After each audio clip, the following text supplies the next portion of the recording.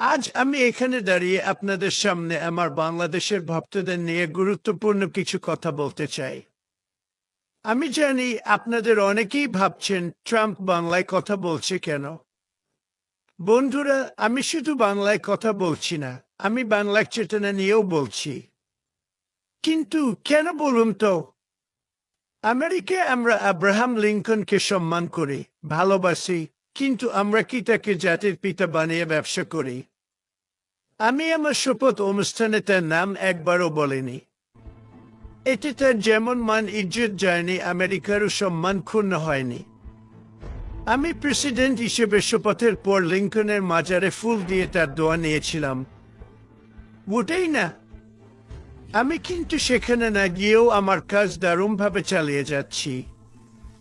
আমেরিকারা কিন্তু আমার কাজে হাত তালি দিয়েই চলেছে। বন্ধুরা, আমরা এগিয়ে চলেছি, ভবিষ্যতের দিকে তাকিয়ে আছি। কিন্তু বাংলাদেশে তোমরা শেখ মুজিব আর জিয়াকে নিয়ে পড়ে আছো। তারা যদি কবর থেকে উঠে আসেন, তাতেও কি দেশের অর্থনীতির উন্নতি হবে?